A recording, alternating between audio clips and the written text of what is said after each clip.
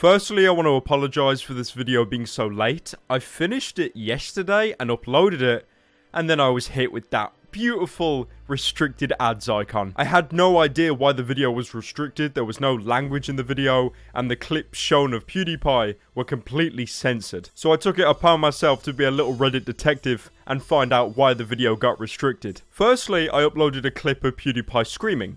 The video was monetized. Then I uploaded another example of PewDiePie saying the N-word. The video was restricted.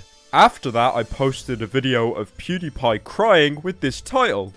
The video was monetized. Afterwards, I went ahead and uploaded another video of PewDiePie screaming, but the audio was replaced with him saying the N-word.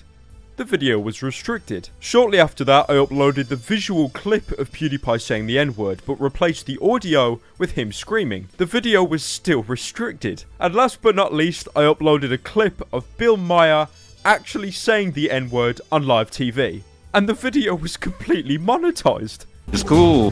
So from what I can gather, YouTube have blacklisted all instances of PewDiePie saying the N-word. Anything audio or visual will instantly get you restricted ads. See for yourself, go on any other video covering this topic and you will see little to no ads play. So for obvious reasons, I can't show any reference of the clip of PewDiePie saying the N-word, but you can just do that with a quick Google search. But let's be fair, you've probably already seen it a million times at this point. So you could probably understand trying to argue about a topic that you have no way to present evidence for is quite difficult, so please bear with me on this video.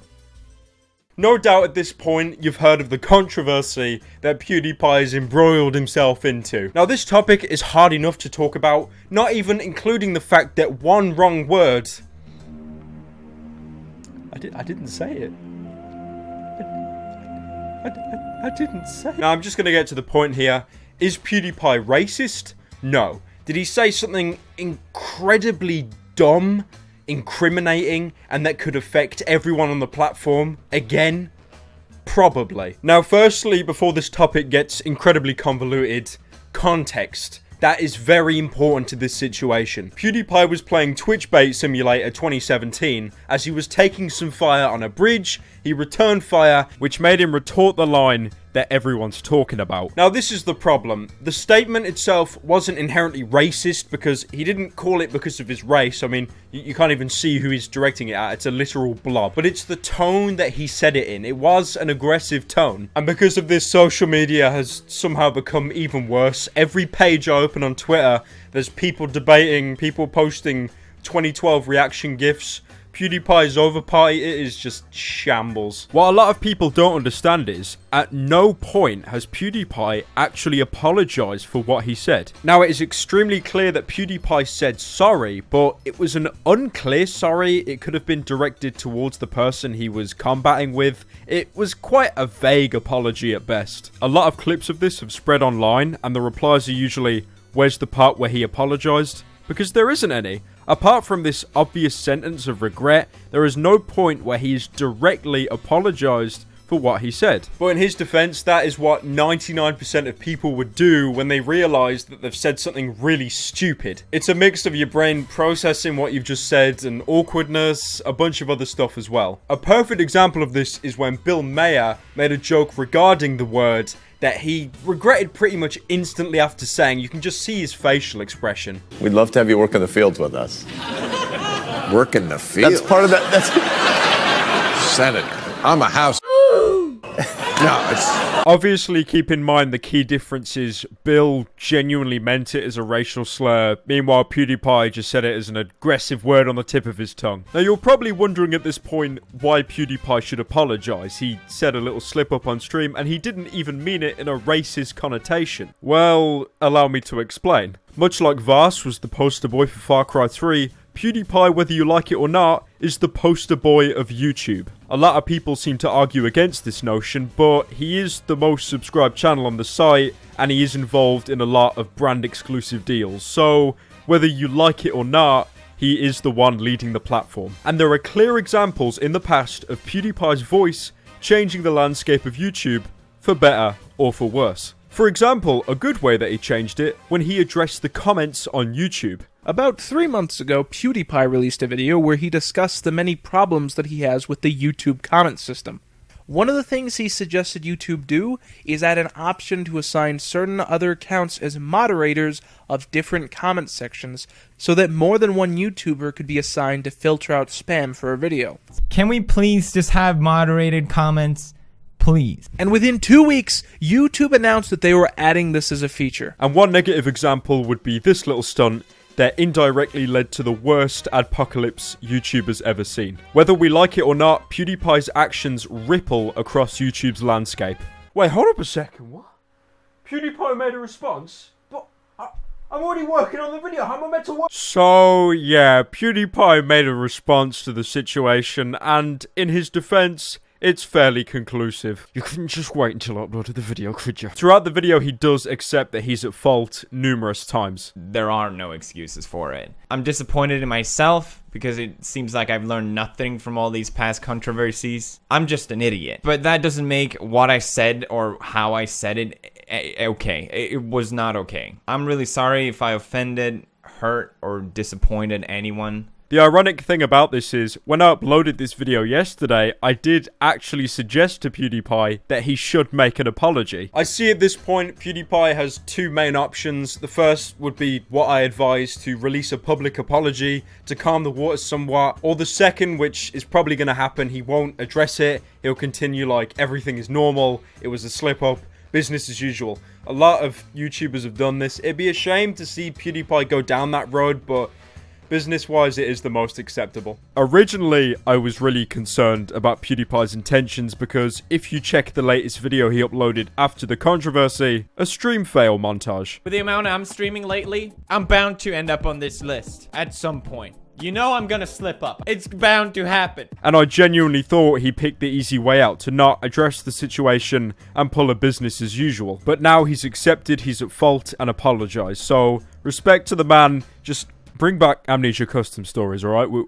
Please. Now, moving away from PewDiePie himself, this whole situation that's rippled across the internet, a lot of people have been trying to take advantage of it for all the wrong reasons. One person who really fits this bill is Sean Vanneman, the co-director of Firewatch. This is a game that PewDiePie played quite a while ago. There's a full series of it on his channel. Now, Sean, after hearing about the situation with PewDiePie, went along to tweet this: "We're filing a DMCA takedown of PewDiePie's Firewatch content and any future Campo Santo games. There is a bit of leeway you have to have with the internet when you wake up every day and make video games. There's also a breaking point. I am sick of this child getting more and more chances to make money off what we make. I'd urge other developers, and will be reaching out to folks much larger than us, to cut him off from the content that has made him a millionaire. Furthermore, we're complicit. I'm sure we've made the money off the 5.7 million views that video has, and that's something for us to think about. Lastly, I love streamers. I watch them daily, and we sent out over 3,000 keys to professional and amateur streamers of Firewatch." Now, some of the points Sean has made are incredibly incorrect,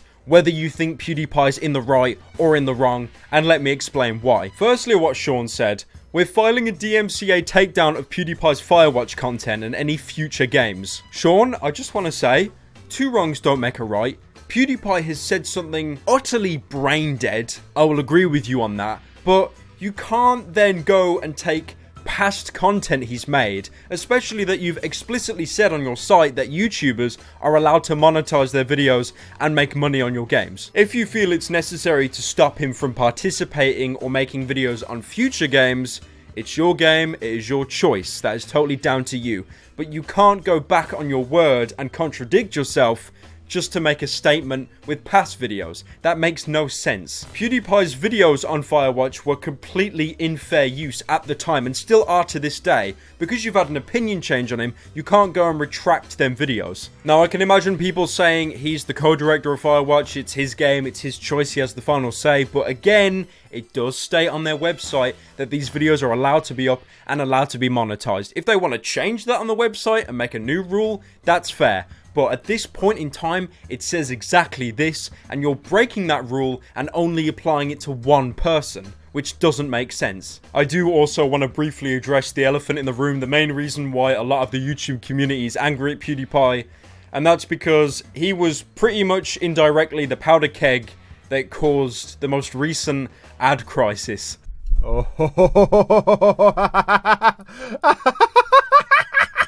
When PewDiePie did that little stunt and the Wall Street Journal covered it, tons of advertisers had an excuse to pull out. Now, it is up for debate whether these advertisers pulled out because they were genuinely worried about the content on YouTube, but I'm getting off topic. That's another video for another day. The point I'm trying to make is PewDiePie indirectly caused those chain of events that made a lot of people on YouTube earn a lot less income. I'm sure if any of you are content creators, unless you're extremely lucky or a toy channel, you go on your video manager and you will see them beautiful little yellow icons that means you'll earn about 2/10 of what you're meant to make on that video. I'm making this point because that happened in the past. We've just climbed out the hole of the adpocalypse. Things seem like they're turning back to normal. People's revenue's going up.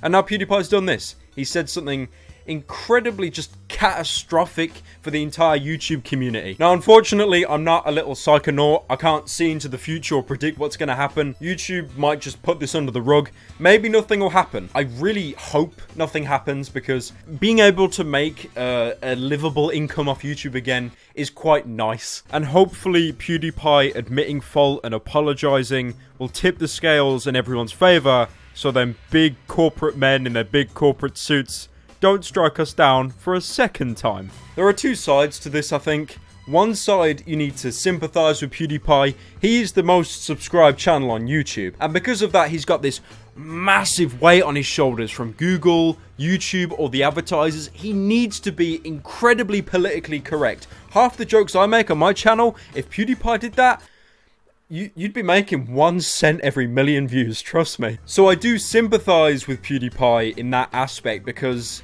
he must have this mental checklist in his head of what he can and can't say. But on the other hand, you've got a fully grown adult that has said something that can be interpreted as a racial slur on a live stream with tens of thousands, if not hundreds of thousands of people watching. There is a line, and PewDiePie has crossed it. There are a lot of people overestimating how much he's crossed that line, definitely, but he has crossed that line. Now, I do want to make it apparent, I have said this word in the past. Even in my older YouTube videos, you can go be a little Reddit detective and go find them. Obviously, it wasn't said in the aggressive context that PewDiePie said it, but still, I said it. I can imagine a lot of people are going to refer to the situation with iDubbbz and Tanner. Well, the difference is that was an incredibly long, thought-out joke by iDubbbz to mock Tanner for using the N-word herself. So to people comparing this situation with iDubbbz, it's not even a comparison in the first place. The point I'm trying to make is, this word can be used if serviced as a joke.